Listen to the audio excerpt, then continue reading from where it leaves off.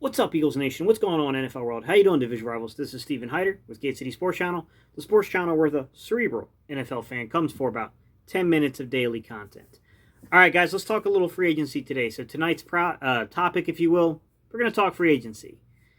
You guys probably get the feeling by now, right? Seeing how it is kind of going into day two that the Eagles, I mean, we already knew this going in, guys. We knew the Eagles were not going to be big players in free agency, that they were going to have to look for the value bin, right?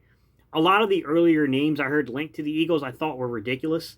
I just didn't see how the Eagles were going to have that kind of spending capital. There was a slight moment where we had guys restructuring their contracts for a lot larger, savings than I anticipated. So I was like, wow, if they did find a way of getting Lane Johnsons and the Derrick Brooks and these guys to come to the table and keep doing it, I was like, okay, well, maybe I was wrong. Maybe they could get up to well past $10 million worth of cap space. They could be up double that number almost.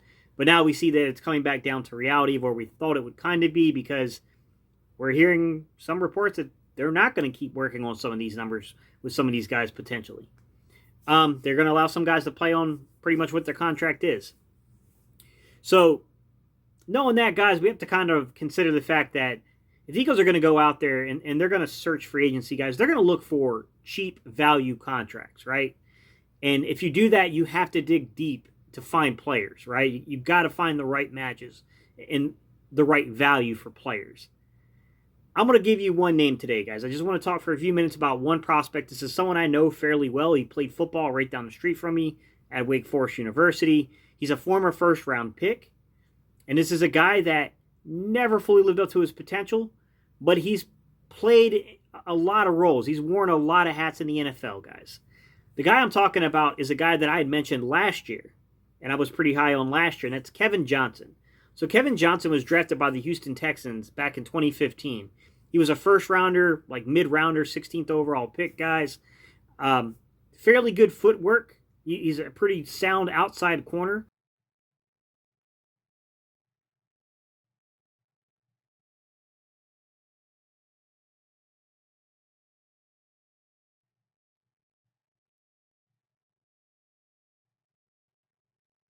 He's got decent speed. He's about a 4.5 guy, 4.5, 4.52, something like that. He ran, guys, at the combine. He's not a burner by any stretch of the imagination, but he has adequate speed to play the outside. What I will say is that Kevin Johnson has suffered in his career from being asked to wear multiple hats and play multiple roles. I don't think he's always been ready to do that. And I'll give you a for instance, right? The reason I was so high on Kevin Johnson's was his coverage grade and the separation that he was not giving up last year. I mean, he was definitely sticking to receivers in Buffalo when he played in 2019. I should say last year, in 2019. And the coaching staff there really praised Kevin Johnson and said that outside of Tre'Davious White, like, this guy was probably the next best overall coverage guy they had. Coverage guy being the optimal word here. There's more than playing defense than just coverage. Kevin Johnson ends up getting, a 1-year deal with the Cleveland Browns. Guys, same thing he got, by the way, with Buffalo. He's about a 1-year, $2 to $3 million guy. He's not going to cost you a ton of money, guys. And he played a lot of roles in Cleveland, guys. And I'll give you just a rundown here. On the line of scrimmage as a blitzer, basically, 14 snaps. Inside the box, basically playing between either the strong safety or kind of that roving linebacker role. Played 46 snaps on a season in that role. As a slot cornerback, which is not something that I would say he's overly comfortable playing. 338 snaps, and I think that lies the problem with his time last season in Cleveland.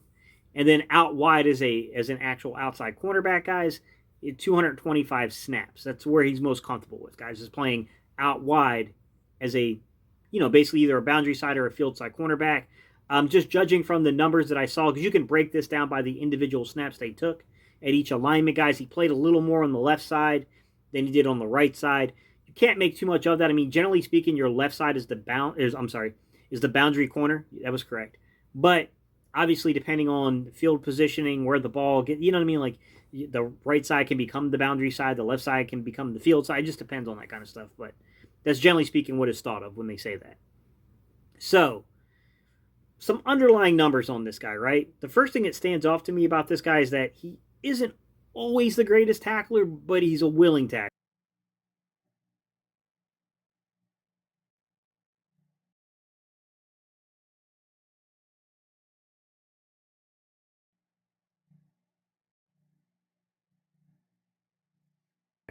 He'll come up and he will, obviously he's played in the box. He spent time as a pass rusher. He will tackle. It's just I don't think he's the greatest at it, guys, to be quite honest. But the other thing that really stands out to me is that he's only given up 1 touchdown over the past 2 seasons. And you can see in Cleveland, guys, I mean, he played. Now, they have him graded in coverage as only 341 coverage snaps. But if you're just judging from the fact he played 338 snaps in the slot, 225 out wide, 46 in the box, and 14 on the line, that's about 600 snaps, guys, in total. He played a lot. What I will say about him is that, that's not bad. Only giving up 1 touchdown over 2 years where you've definitely been kind of team's third corner, fourth corner. He's played that role and he's been pretty good at it. This is a guy that I think on a low-key signing, guys, makes sense to me. He's not the youngest guy in the world. He's 28 currently, but he'll be 29 by the time the season completes. So, he's still kind of a veteran presence. He's coming back from the 2015 draft, guys, so you can just kind of do the math there on that. So he's not a guy that you're going to lock in and say, this is a long-term solution. But he's a nice kind of third or fourth corner, and if you need him to be, he can be a jack of all trades if he has to play that role. But more importantly, if you got a young corner, and sometimes corners just aren't ready early, he could potentially step in and play meaningful minutes for you while a young corner is being brought up to speed. I think these are the type of players we're going to be looking at in free agency, guys. I can't say that the pick's going to be Kevin Johnson. I don't know, guys. I have absolutely no insight or input to the front office, guys, and who they're actually looking at.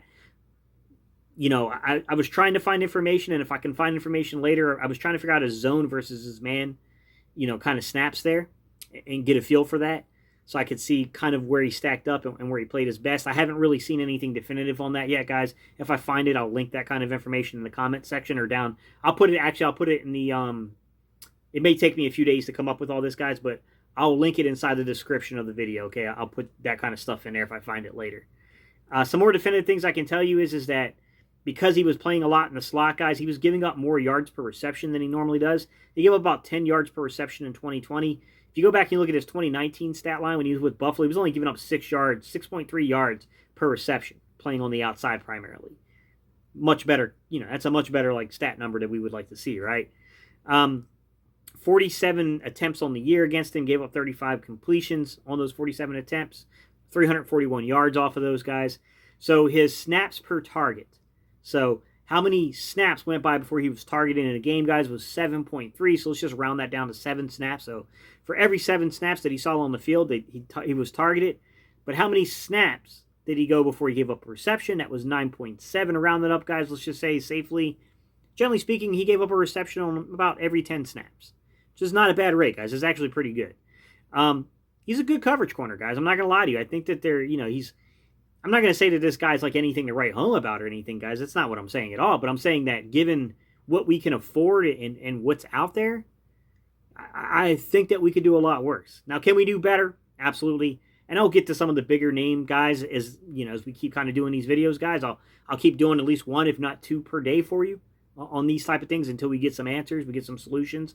I try to give it a 10 or 15 day window. And if we sign somebody, guys, then I'll immediately switch gears into breaking down who we signed. And I'll give you the underlying, data on them. I'll give you some film study, all that kind of stuff. But that's what I got for you guys. Let me know what you think. What do you think about Kevin Johnson? Like I said, guys, we got to be practical about what we can afford. We can hope that Sirianni can pull some guys that he's got, an Xavier Rhodes, who's a much better quality corner. There's no doubt about it. But, you know what I'm saying? Xavier Rhodes, unless there's a, really good connection with Jonathan Gannon and him just loving Gannon as a coach, he's going to warrant a lot more money than Kevin Johnson is. So that's kind of where I stand on that one. But I will do a video on Xavier Rhodes for you guys as well. So, all right, y'all. That's what I got for y'all, man. And I will see you guys on the next video. Appreciate you guys.